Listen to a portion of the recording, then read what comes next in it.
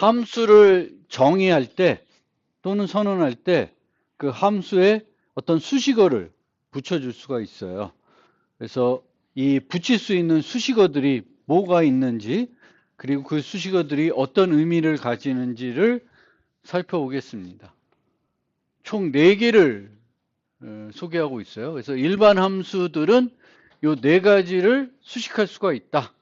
그리고 일반 함수 말고 클래스 내부에 정의되는 메소드들이 이제 8장부터 살펴볼 건데, 그 메소드에는 또 이런 4가지 추가적인 수식어들이 있습니다. 그리고 const expr 말고 const eval이라고 하는 것도 같이 있어요. 근데 여기는 이제 소개가 안 되고 있네요. 그래서 그런 수식어들이 있습니다. 그럼 하나씩 살펴보면은 첫 번째가 inline입니다. inline. 그래서 inline 함수라는 건 예전에 한번 설명드렸었어요.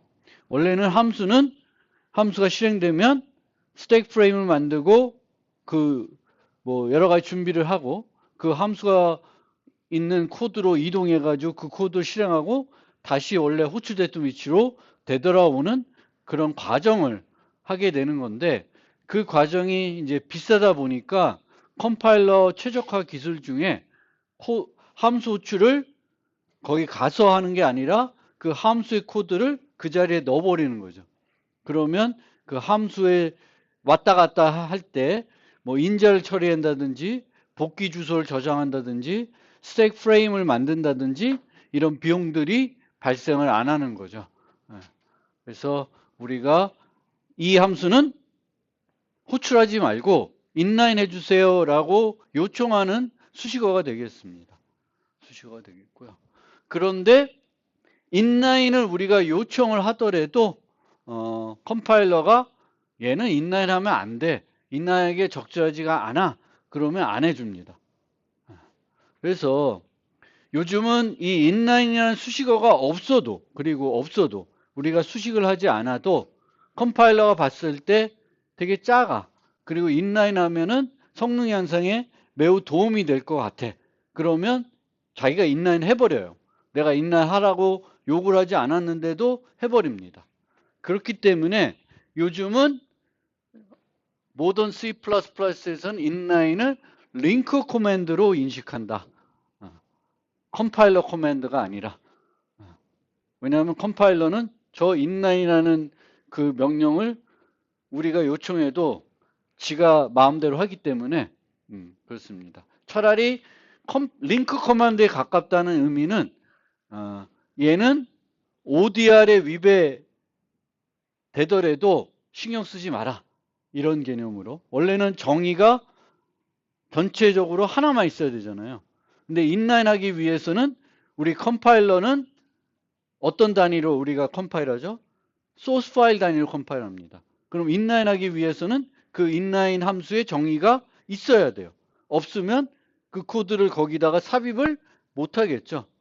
그래서 이제 그렇게 되는데, 이 링커한테 인라인 함으로써 얘는 이 프로그램 전체적으로 여러 번 나와도 ODR에 위배된 게 아니니까 특별하게 처리해 주세요 라는 용어로도 그 키워드로 더 적절하다고 요즘은 얘기를 하고 있어요.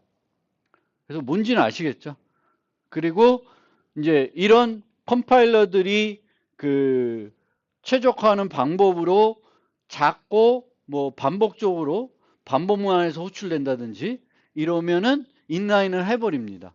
그렇기 때문에 여러분들이 조금 더 빠르게 여러분들의 만든 프로그램의 성능을 높이고 싶으면은 함수들의 크기를 작게 만들면 좋아요.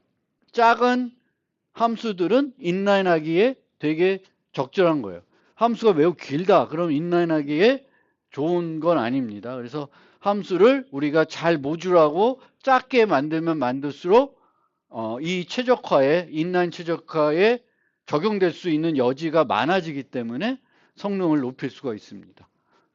그래서 그렇게 생각하시면 되겠고, 여기 있는데 대신 실행 파일의 크기는 커질 수 있다. 코드가 인라인 들어가면 이제 여러 곳에 중복해서 인라인으로 들어가는 거잖아요.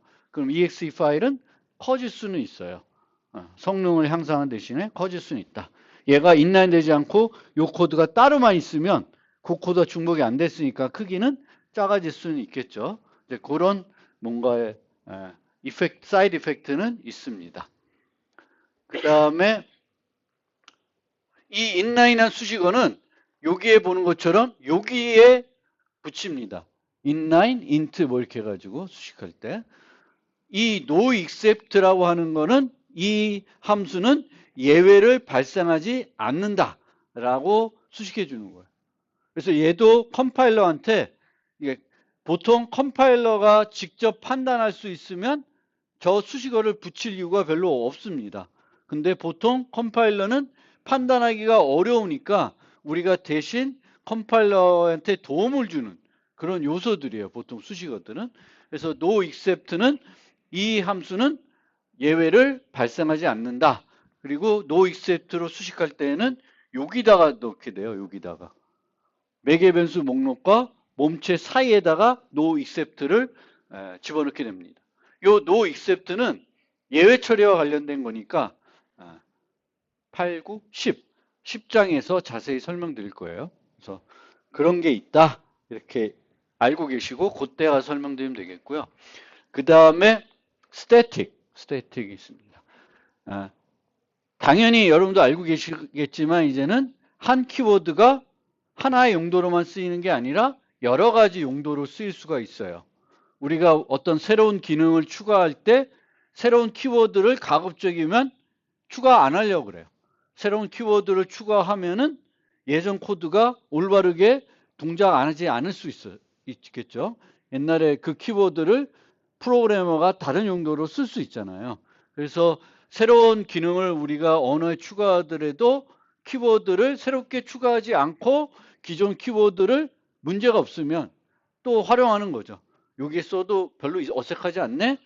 그리고 혼란스럽지 않네? 그러면 갖다가 쓰는 거예요. 왜냐하면 사용자들은 그거를 다른 용도로, 일반적인 용도로는 안 썼을 테니까 이제 그렇게 하게 되겠고, 불가피하게 이제 키워드를 도입하더라도 어떤 식으로 도입하냐면 제한적인 키워드로 도입합니다.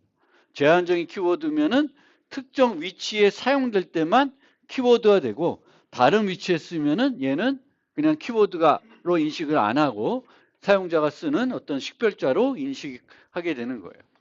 이 스태틱은 이제 여러 곳에서 쓰는데 원래 함수는 우리가 정의하면은 이 파일에서만 쓸 수 있는 게 아니라 다른 파일에서도 호출해 쓸 수가 있습니다.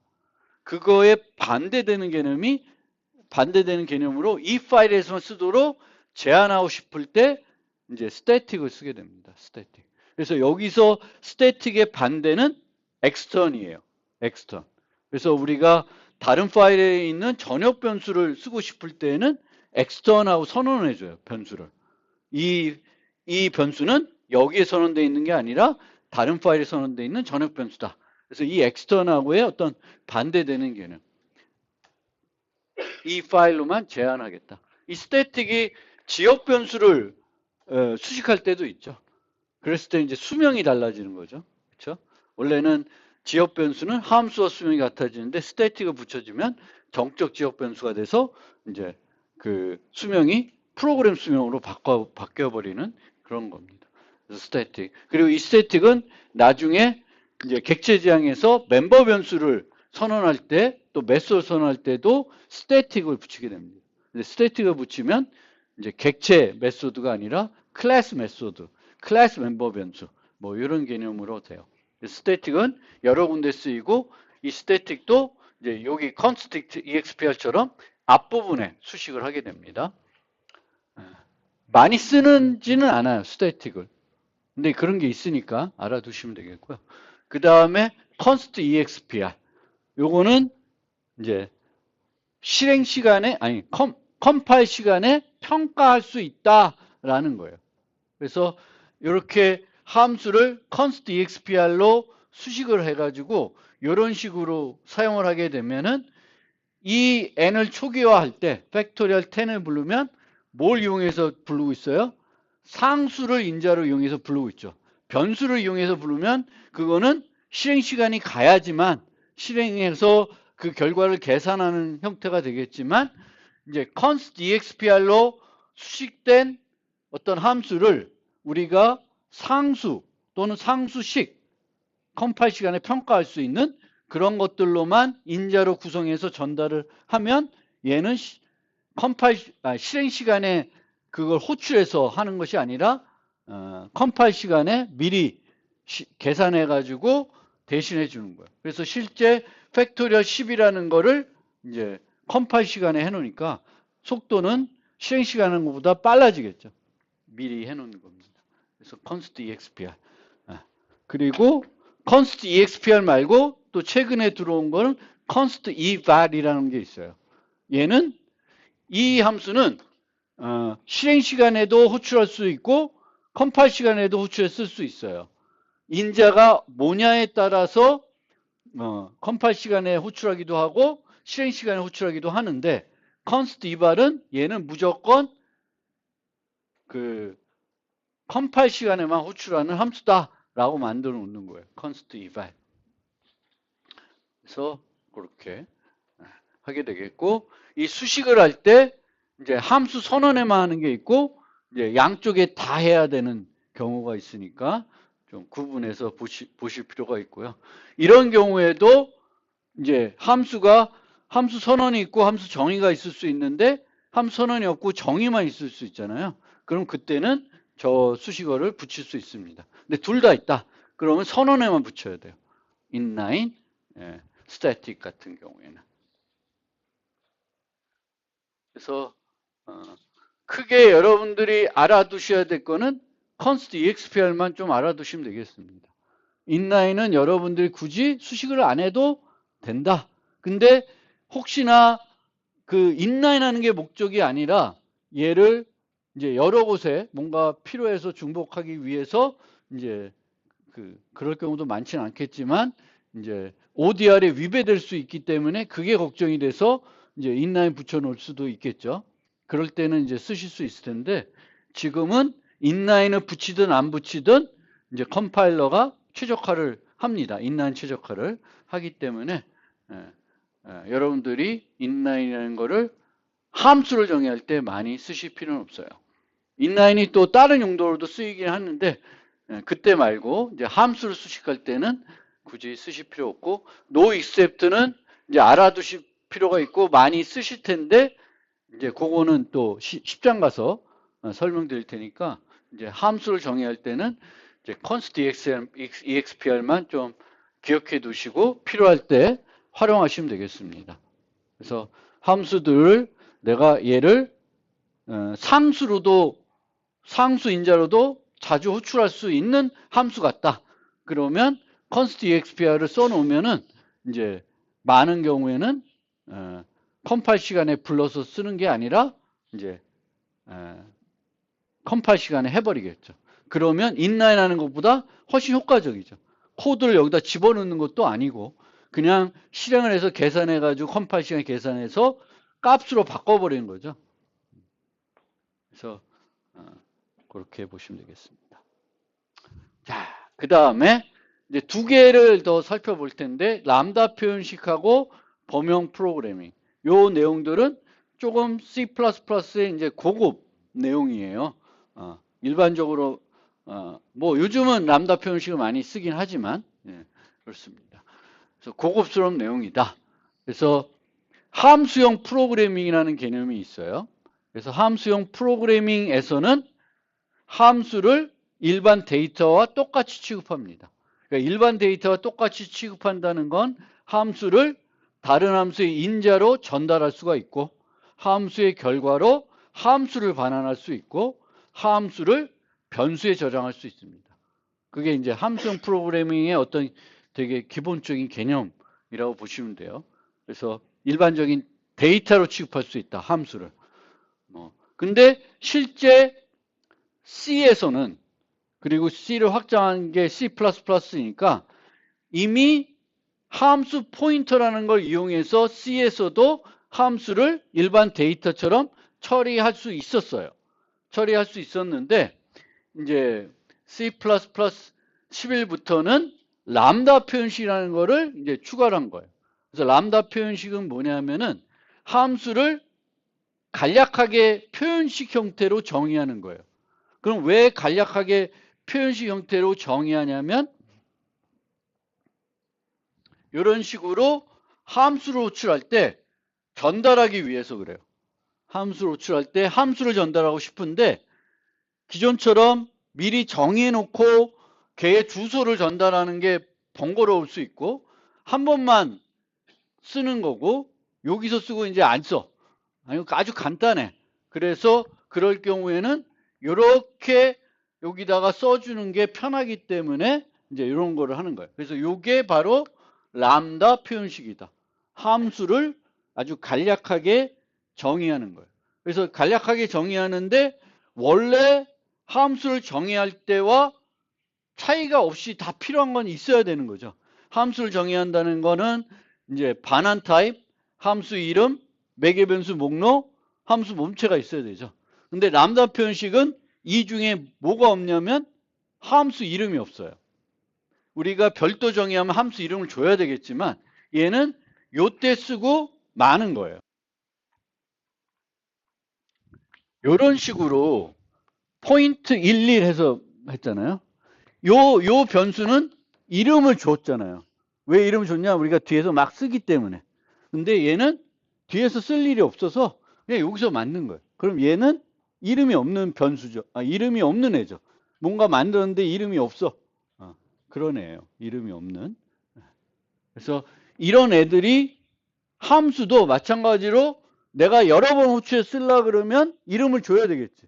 근데 여러 번 호출해 쓸 게 아니라 여기서만 쓰고 말 거예요. 그러면 이제 이름을 줄 필요가 없는 거예요. 그래서 이 람다 표현식은 함수를 간결하게 정의하게 해준다. 함수를 전달하는 목적으로, 다른 함수의 인자로 전달하는 목적으로 이제 하게 됩니다.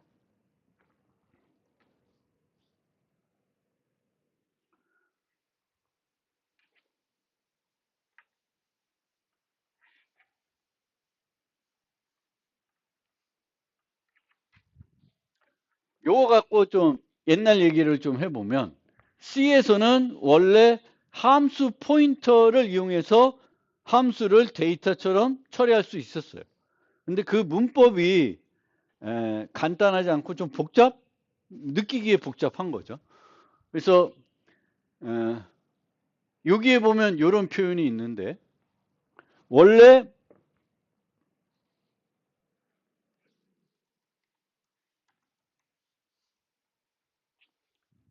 이렇게 한뜬 형태가 불인트, 이게 함수 타입이에요. 함수의 어떤 타입을 우리가 C에서 할 때 저런 식으로 반환 타입, 매개변수 목록 타입으로 이 함수의 타입을 정의해요.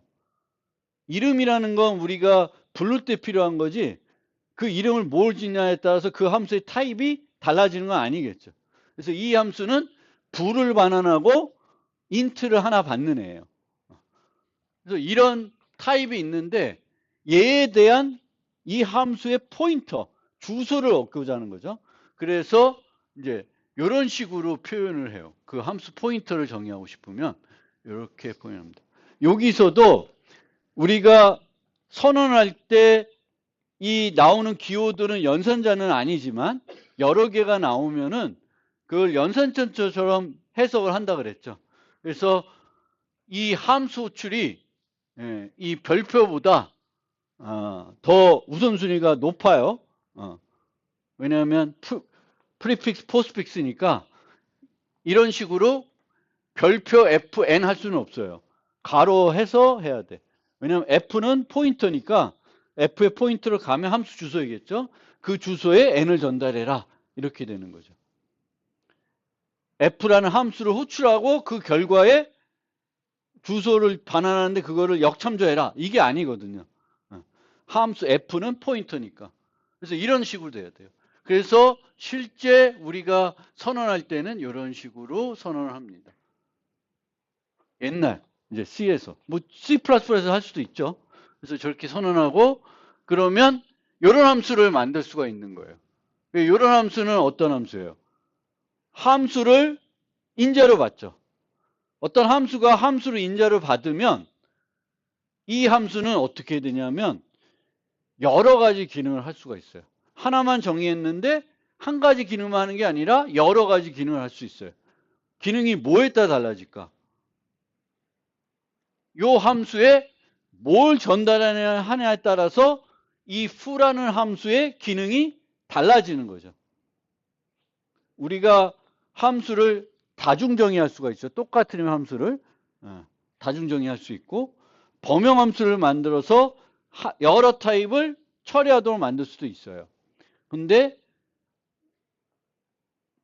더 이 범용함수랑 비슷한 기능이라고 볼 수 있는 게 바로 함수를 또 다른 함수의 인자로 받는 거예요. 그러면 하나의 함수만 만들어서 여러 가지 기능을 하는 함수를 우리가 정의할 수 있습니다. 그래서 여기서 보면 foo, e, is odd 하면은 이 값은 e가 홀수냐 물어보는 거예요. 그리고 e is even이면 e가 짝수냐 물어보는 거예요. 이 여기다가 뭘 집어넣냐에 따라서 n에 대해서 다양한 조사를 할 수가 있죠. 짝수인지 뭐 2의 배수인지 뭐 10보다 작은지 10보다 큰지 여러 가지 내가 원하는 조사는 정수에 대해서 다 해볼 수가 있어요. 뭘 전달에 따라 조사하는 거죠. 그런 것이 편하니까 우리가 이렇게 함수를 전달해서 쓰고 있습니다. 근데 예전에 보면 이제 is odd는 함수 이름이죠. 함수 이름은 그 이름을 어디다 쓰면 그거의 주소로 변환을 해줘요. 자동으로. 함수 이름은 어디다 쓰면 그 함수를 호출할 때 빼고 나머지 어떤 용도로 쓰면은 그거의 주소로 하게 되는데 얘를 그냥 써도 되고 주소를 일부러 붙여도 돼요. 그러니까 이 두 개가 다 가능합니다. 안 붙여도 얘가 자동적으로 변환하고 붙이면 그거에 의해서 변환되니까 주소를 주는 거예요. 함수의 주소. 함수는 어딘가에 그 코드가 있겠죠. 그 주소를 말하는 거예요. 그래서 이렇게 예전에는 이렇게 쓰고 이렇게 썼고요. 그 주소를 받으면 걔를 역참조해서 이렇게 실행을 하고 합니다. 옛날에. 마찬가지로 이 함수 포인터를 쓰면은 FP를 써도 되고 이렇게 써도 다 돼요. 지가 알아서 함수 이름이 되면 주소로 바꾸고 뭐 또 주소가 아니면 또 주소로 바꾸니까 상관이 없습니다. 그래서 이게 이제 예전에 했던 방법이에요. 근데 예전에 했던 방법은 어떤 함수들을 다른 함수에 보내려고 그러면 얘를 이런 식으로 정의를 해야 되는 거죠. 근데 이제는 정의를 안 해도 돼. 정의를 안 하고 이제 람다 표현식을 써서 이런 식으로 여기다가 쭉 이렇게 쓰시면 돼요. 같은 거예요. m 모드 2가 0인지 보는 거니까 짝수인지를 판단하는 함수를 만든 거죠. 이 함수를 만들어서 countIf로 전달하고 있습니다. 그래서 countIf는 어디가 있냐 이렇게 돼 있죠. 그래서 테스트, 저 테스트에서 요 인자를 전달해 가지고 3인. 그러니까 요 정수 배열의 짝수인 애가 몇 개. countIf는 한 가지 용도로만 쓰이는 게 아니라 다양한 용도로 쓰일 수가 있어요. 내가 필요할 때 필요한 거를 정의해서 보내는 게 아니라 람다 표현식 써서 이렇게 호출할 수가 있습니다. 그래서 람다 표현식을 이런 식으로 많이 쓰는 데가 어디 있냐면은 데이터를 정렬할 때. 그러면 데이터를 정렬할 때는 그 정렬하는 기준들이 다양할 수가 있잖아요. 구조체를 보내는데 구조체 벡터인데 내가 학생 이름으로 정렬하고 싶고 학생 나이로 아니면 학생 성적 순으로 정렬하고 싶을 수도 있잖아요. 그럼 그거에 따라서는 그 각각 데이터를 비교할 때 비교하는 함수가 달라지겠죠. 하나는 학생의 이름, 하나는 뭐 또 학생 이름을 비교하더라도 내림차순, 오름차순 다양할 수가 있죠. 그것들의 기준을 내가 함수를 이렇게 간단하게 람다 표현식 만들어서 소트할 때 같이 주는 거예요. 그럼 그걸 이용해서 데이터를 내가 원하는 대로 정렬을 해줍니다. 그래서 람다 표현식인데, 람다 표현식은 이제 우리가 함수를 또 다른 함수에 전달하려면 이제 아까 요 함수 만들듯이 타입이 필요한 거죠. 함수 타입. 그래서 옛날에는 이 함수 타입을 뭘 썼어요? 함수 포인터 타입으로 많이 썼죠. 함수를 전달할 때 함수 주소를 받아야 되니까 함수 포인터 타입을 우리가 많이 썼는데, 이제 람다 표현식이 도입되면서 요 함수 포인터 문법이 아니라 뭘 쓸 수 있게 만들었냐면은 이런 식으로 범용 프로그램에 쓰는 범용 타입을 이용할 수 있게 됐습니다. 그래서 std 펑션 해가지고 요 꺽스 안에다가 내가 사용할 타입을 이렇게 넣어주는 거예요. 그래서 타입으로 이런 식으로 이렇게 쓰고 있습니다. 그러니까 요거는 펑션 함수 포인터를 썼을 때보다 조금 더 편한 면이 있는데, 제 생각할 땐. 그래서 함수 포인터 대신에 이제 함수 포인터 대신에 이런 식으로 펑셔널에 정의되어 있는 std 펑션. 이 std 펑션은 std 벡터 같은 범용 타입이에요. 왜냐하면 우리가 필요한 함수 타입이 다양할 수 있죠. 다양할 수 있으니까 여기다가 써주시면 돼요. 내가 반환값이 불인데 정수 2개를 받아야 된다. 불 가로 열고 int, int 하면은 그렇게 요 std 펑션이 받는 함수는 불을 반환하고 정수를 2개 받는 함수가 되겠죠.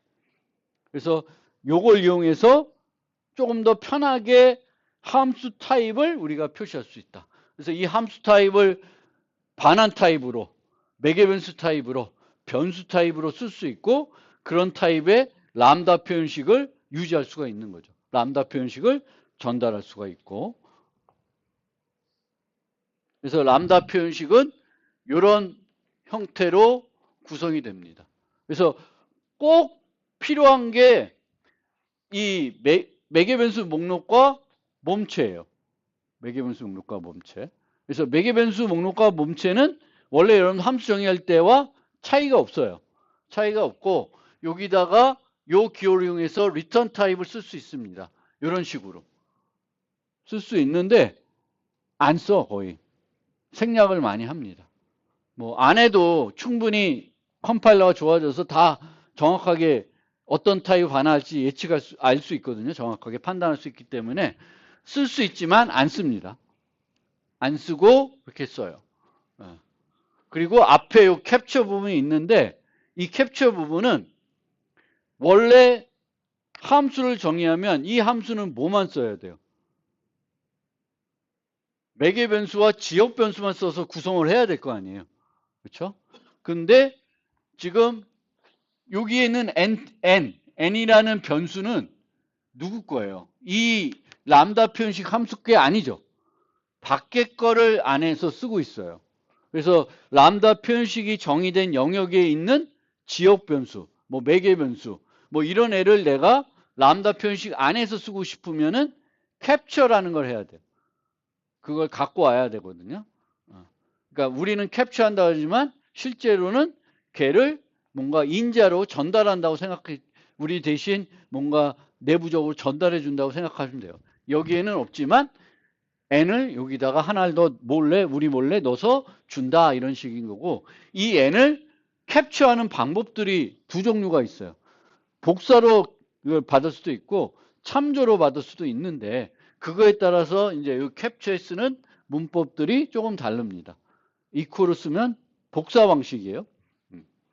근데 보통은 이제 우리가 외부 걸 쓸 필요가 없으면 이렇게 빈 상태, 이렇게 캡처하는 경우는 또 많지는 않아요. 캡처하는 게 이렇게 좋은 것도 아닌 것 같고요. 왜 전역변 쓰는 것처럼 그렇게 되는 거잖아요. 그래서 꼭 필요할 때도 있겠지만 캡처가 필요 없을 때, 필요 없으면 이제 이런 식으로 쓴다. 그래서 이 캡처와 관련된 거는 이제 후반부 가서 그 람다 그를 좀 더 자세히 설명드릴 때 그때 설명드리겠습니다.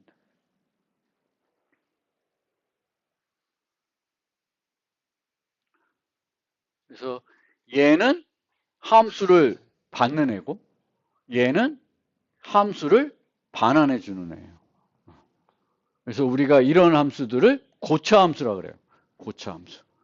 고차함수는 일반적인 함수와 달리 함수를 인자로 받거나 결과로 함수의 결과로 함수를 반환하는 그래서 high order function이라고 해서 함수를 하는 거고 실제 함수형 프로그래밍 언어들이 있어요. 하스켈 뭐 혹시 들어봤어요? ML 뭐 이런 함수형 프로그래밍 언어들이 있어요. 그래서 함수형 프로그래밍 언어에서는 이 재기 호출 그리고 이런 함수의 함수를 전달하는 거가 줄을 이루어서 프로그램을 우리가 작성하게 돼요. 그래서 여러분들이 우리 C++나 자바 쓰는 사람이 함수형 프로그램 하려고 그러면은 이제 익숙하지가 않아서 힘든데 원래 진정한 프로그래밍 언어는 펑셔널 프로그래밍이라고도 합니다. 어쨌든 그렇게 돼요. 어쨌든 그렇습니다. 그래서 그런 게 있다. 여기서는 이 정도로 이해해 주시고 끝에 가서 다시 한번 소개해 드릴 차례가 있습니다. 그래서 이제 C++에서는 모던 C++ 오면서 예전에도 함수형 프로그래밍을 함수 포인터라는 걸 이용해서 할 수 있었지만 이제 C++11부터는 거기에다가 람다 표현식이라는 거를 추가가 됐다. 그리고 이 람다 표현식이 추가가 되면서 함수를 다른 함수에 전달할 때 그 함수 포인터 문법 대신에 이 std 펑션 문법을 함수 타입으로 쓸 수 있게 발전이 했다. 이렇게 이해해 주시면 되겠고 아까 하나 빼먹은 게 있는데 우리가 어떤 함수를 또 다른 함수에 전달을 할 때 크게 이제 세 가지 방법이 있어요. 함수를 정의한 다음에 그 함수의 포인터를 주소로 옛날 방식으로 하는 방법이 있고요. 지금 오늘 배운 람다 표현식을 이용하는 방법이 있어요. 그리고 또 뭐가 있냐면 요 방법이 있습니다. 요 방법. 요 방법은 요 가로라는 연산자가 뭐예요? 함수 호출 연산자죠. 그래서 함수 호출 연산자를 다중정의하는 거예요. 다중정의해요. 그러면 is less than equal의 어떤 요 뭐죠? 요 구조체의 변수를 만든 다음에 이 변수에다가 요 연산자를 붙여버려요. 그러면 얘가 실행되는 형태가 돼요. 그래서 요거를 우리가 펑터, 함수 객체라 그래요. 그러니까 구조체를 하나 만드는데 그 구조체 안에 뭐만 넣어요? 함수 호출 연산자를 다중정의하는 기능만 넣는 거예요. 근데 얘가 또 기존 애들하고 다른 점이 뭐냐면 이런 변수들을 우리가 추가할 수 있어요. 얘에서만 쓰는. 그래서 내가 얘를 만들 때 어떤 식으로 만드냐면 예제가 하나 있나? 여기 보면 is less than or equal 10이라고 해놨어요. 그러면 얘는 뭘 따지냐면은 10보다 작은 애를 검사하는 애예요.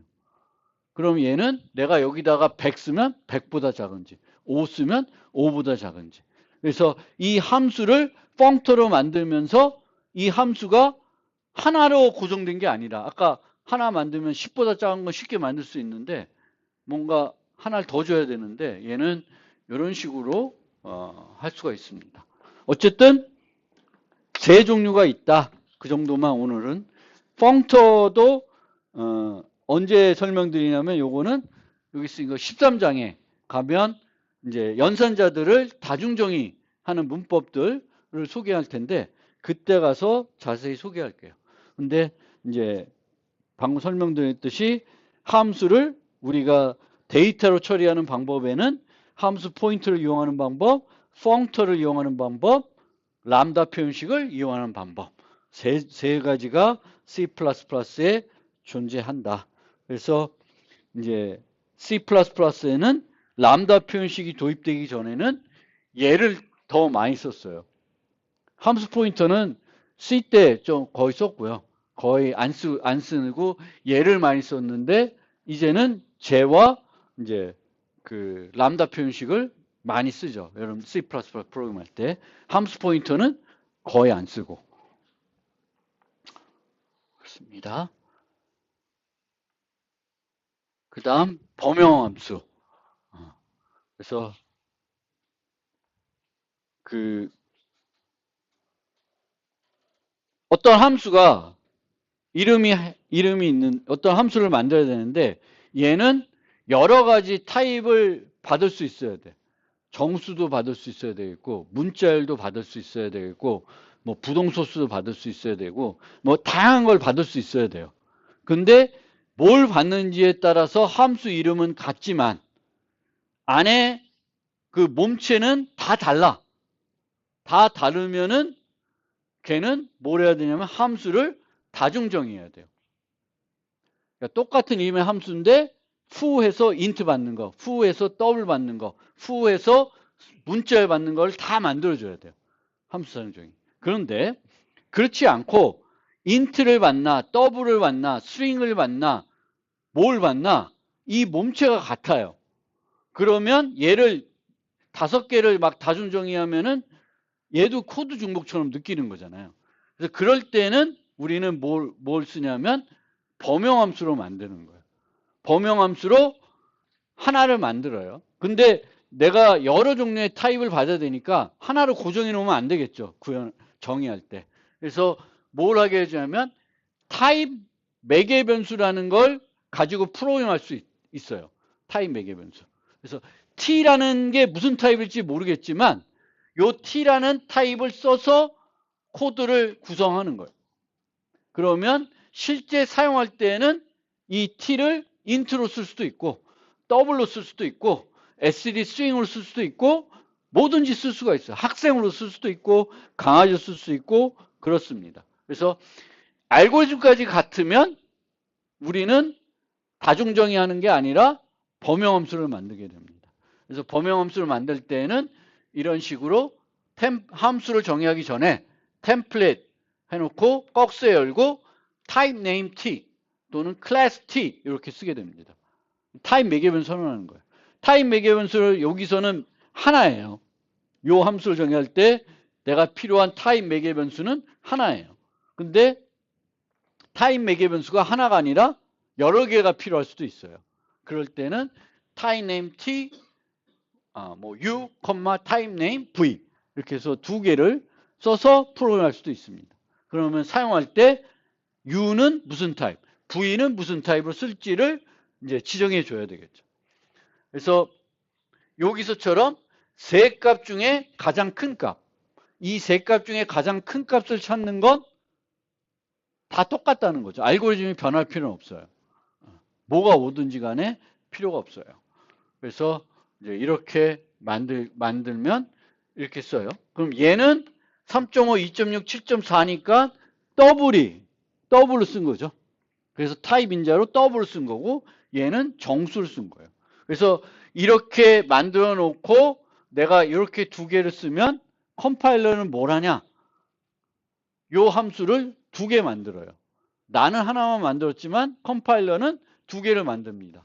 하나는 더블로 만들어 버리고 또 하나는 int로 만들어요. 만들어서 얘는 int 버전을 호출해서 실행시켜주고 얘는 더블 버전을 만들어줘요. 이렇게 내가 호출할 때 여기다가 내가 실제 쓸 타입 인자를 써줘도 되는데 얘를 생략해도 돼요. 생략해도 됩니다. 근데 생략을 하면 안 되는 경우가 있어요. 만약 여기도 보면 3.5, 2.6, 7.4인데 2.6이라 안 하고 2라고 썼어. 그럼 int 더블이 되죠.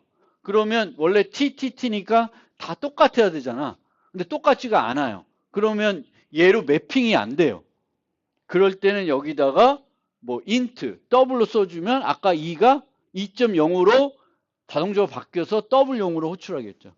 그래서 안 써도 컴파일러가 쉽게 어떤 애로 매핑할 줄 알게 되면 내 생각하고 맞을 것 같으면 안 써도 되고 아 이게 틀릴 수도 있을 것 같아. 컴파일러가 오해할 수도 있을 것 같으면은 여기다가 꺽쇠 해놓고 써주는 거야. 타입 인자를. 원래는 원칙적으로 써줘야 되는데 이제 요즘은 생략할 수 있는 거는 많이 생략하게 해서 프로그램을 하죠. 쓰는 게 귀찮기도 하고 써다가 틀린 것보다는 컴파일러가 나름대로 규칙 가지고 해석하는 게 더 맞을 때가 더 많죠. 근데 이제 안 될 수도 있으니까 쓸 수도 있는 겁니다. 그래서 얘는 나는 범용함수를 하나만 만들지만 이제 컴파일러는 내가 사용한 타입 인자만큼 만들어요. 그거를 템플릿 블로팅이라고 그래요. 그래서 나는 하나만 정했지만 여러 개를 정했으니까 코드는 생각보다 커지는 거예요. 하나만 정했는데 프로그램의 크기는 커져요. 왜냐하면 함수를 하나만 만든 게 아니라 각각마다 다 만들었으니까. 모든 게 그렇게 되진 않아요. 자바 같은 경우에는 이제 타입 인자를 여러 개 쓴다고 해서 코드를 여러 개 만들지 않아요. 하나만 만들어 써요. 근데 C++는 이제 여러 개를 만들어 씁니다. 여러 개를 만들어 쓰니까 얘는 이제 만들어 놓고 두 번 검사를 해요. 두 번 검사를 합니다. 컴파일러가 얘를 두 번 검사하는 거예요. 언제? 처음에는 t가 뭔지 모르는 상태에서 얘를 검사를 해요. 그러면 검사할 수 있는 게 되게 제한적이겠죠. t가 뭔지 모르니까. t가 뭔지 모르는 상태에서 이 코드의 문법을 검사합니다. 그 다음에 이런 더블을 만나면은 이 t를 다 더블로 바꾼 애를 하나 만들어요. 그 다음에 다시 또 검사를 해요. 그래서 내가 만약 맥스 강아지 3개를 줬어요. 그러면 t를 강아지 타입으로 해석하겠죠. 그래서 강아지 타입을 봤는데 이 강아지 타입을 쓰기 위해서는 그 강아지 타입에 뭐가 있어야 돼? 그 강아지 타입으로 뭘 할 수 있어야 되냐면 요게 돼야 돼요. 요 비교가. 근데 비교가 되려면 원래는 내가 새롭게 만든 타입은 연산자를 이용해서 비교할 수가 없죠. 근데 C++는 어떻게 했어? 연산자를 다중정의할 수 있게 했어요. 그래서 강아지 클래스에 내가 요 연산자를 다중정의해 놓으면 요 3개, 요 맥스 함수도 강아지 3개 줘서 강아지 중에 제일 큰 애, 뭔 기준인지 모르겠지만 그거를 얻을 수가 있습니다. 그래서 컴파일러는 그렇게 한 번 검사하고 그 다음에 그 주어진 타입 갖고 요 함수를 만든 다음에 또 다시 검사를 하고 검사를 했는데 안 돼. 그 타입에는 요 연산자를 못 써. 그러면은 문법 오류가 나요. 근데 반대로 이제 저쪽 동네에서는 문법 오류가 나는 게 아니라 실행시간 오류가 나요. 뭔지 모르고 실행시켜 줬는데 하려다 보니까 이걸 못해. 그럼 실행시간 오류가 나요. 그래서 C++에서 그렇게 문법 검사하는 거는 오히려 우리 개발자 입장에서는 좋은 것일 수 있어요. 검사를 해주니까. 그리고 이제 앞에서 여기서는 TTT 이렇게 놨으니까 이제 값 타입을 생각하는 거잖아요. 값 타입. 근데 제가 원시 타입들 아니라 무거운 것도 전달하는 애들이면 이런 식으로 정의하는 게 필요합니다. 그래서 내가 만든 범용 함수를 원시 타입만 쓸 거냐, 원시 타입도 쓰고 무거운 구조체 타입 또 객체 타입도 쓸 거냐? 그러면 정의할 때 이 매개 변수 같은 것들을 만들 때 그런 무거운 애들도 처리해도 비용이 비싸지 않게끔 이제 정의를 해 주셔야 됩니다. 그래서 이런 식으로 이제 정의를 하고요. 복잡한 이 템플릿 문법은 15장 가서 다시 설명을 드리겠습니다. 그래서 여기 보신 것처럼 이제 하나가 아니라 여러 개를 할 수가 있고요. 그리고 여러 개를 하는 게 아니라 가변을 쓸 수도 있어요.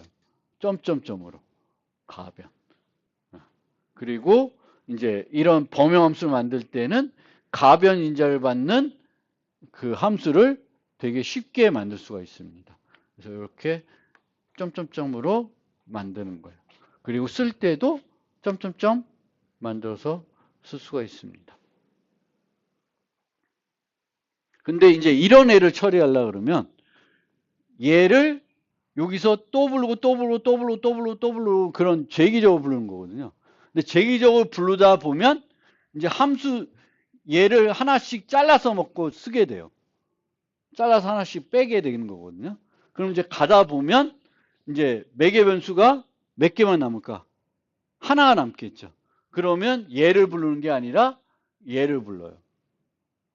그래서 코딩하는 거예요. 재기적으로. 그래서 옛날에는 이 가변인자를 처리할 때 이제 이런 식으로 재기적으로 만들어서 코딩을 했었어요.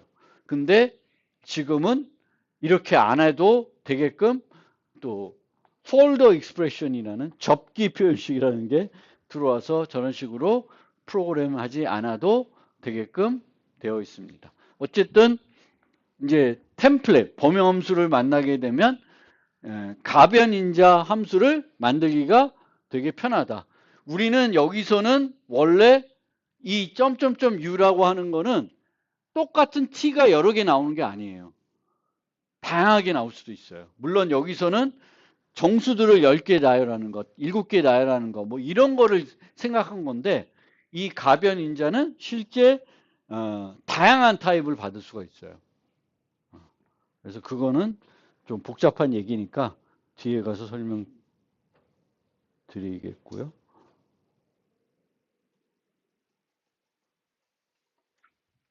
아까 얘기한 것처럼 이럴 때는 써주셔야 된다.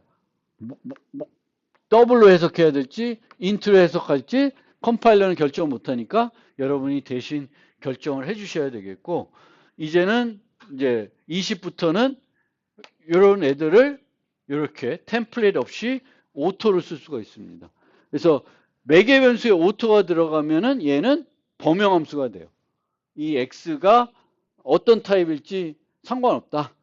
그러면 이제 얘를 이렇게 간결하게 이제 정의할 수 있게 해주는 거예요.